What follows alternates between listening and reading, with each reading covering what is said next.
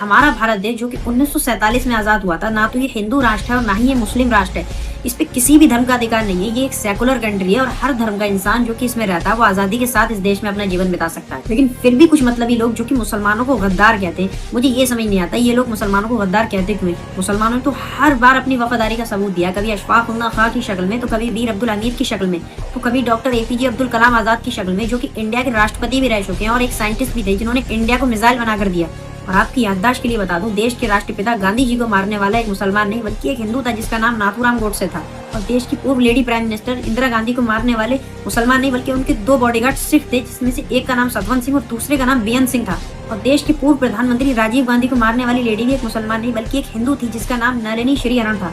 मुझे ये समझ नहीं आता, जब इन लोगों को मारने वाले हिंदू थे तो मुसलमान कहाँ से गद्दार हो गए। देखो, ना मुसलमान गद्दार है ना हिंदू गद्दार है।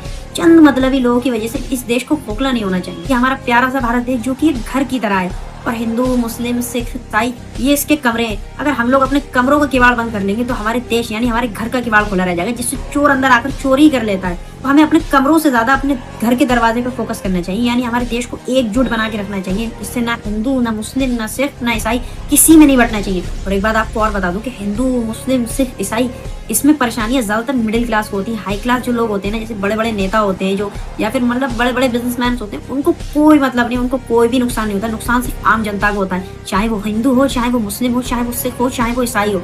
अगर दही 100 रुपए किलो मिल रहा है ना आज, सिर्फ मुसलमान को ही नहीं हिंदू को भी मिल रहा है। पेट्रोल 103 रुपए या 101 रुपए लीटर मिल रहा है, वो सिर्फ मुसलमान को ही नहीं, वो हिंदू को भी मिल रहा है, वो सिख को भी मिल रहा है, वो ईसाई को भी मिल रहा है। अगर आज प्याज 100 रुपए किलो मिल रही है, टमाटर 100 रुपए किलो मिल रहा है, तो वो सिर्फ मुसलमान को ही नहीं मिल रहा, वो सिख को भी मिल रहा है, वो ईसाई को भी मिल रहा है, वो हिंदू को भी मिल रहा है, वो मुसलमान को भी मिल रहा है, सबको मिल रहा है। सिलेंडर 450 रुपए से आज 1050 तक पहुंच गया। वो सिर्फ मुसलमान के लिए नहीं पहुंचा, वो हिंदू के लिए भी पहुंचा है, वो सिख के लिए पहुंचा, वो ईसाई के लिए भी पहुंचा।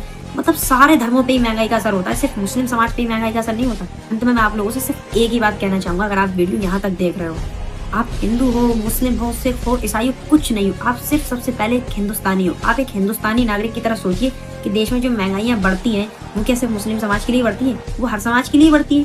अगर देश में भुखमरी बढ़ रही है तो क्या सिर्फ वो किसी एक धर्म के लिए बढ़ रही है, वो सारे धर्मों के लिए बढ़ रही है। अगर देश में महंगाइयाँ बढ़ रही हैं, बेरोजगारी बढ़ रही है, मतलब इवन इतने भी क्राइसिस आ रहा है, वो किसी एक धर्म के लिए नहीं आते, वो हर धर्म के लिए आते हैं। जो कि इंडिया में जितने भी लोग रह रहे हैं, मतलब अगर इंडिया में महंगाई बढ़ेगी तो वो इंडिया में रहने वाले हिंदुस्तानियों पर बढ़ेगी। और मैं आपको एक बात और बताऊं, बाहर के जो लोग हैं वो हमें हिंदू मुस्लिम सिख ईसाई की नज़र से नहीं देखते, वो हमें सिर्फ हिंदुस्तानी की नज़र से देखते हैं। जब हम बाहर जाते हैं तो हमें इज्जत सिर्फ हिंदुस्तानी की वजह से मिलती है, ना कि हिंदू मुस्लिम सिख ईसाई। मुस्लिम तो दुनिया में हर जगह रहते हैं, हिंदू भी हर जगह रहते हैं, सिख भी हर जगह रहते हैं, ईसाई भी हर जगह रहते हैं, लेकिन जो इज्जत हिंदुस्तान की वजह से मिलती है लोगों को, सिर्फ हिंदुस्तानी होने की वजह से मिलती है, किसी रिलीजन्स की वजह से नहीं मिलती। तो आप रियलिटी पे फोकस करें, ना कि रिलीजन्स पे। जय हिंद।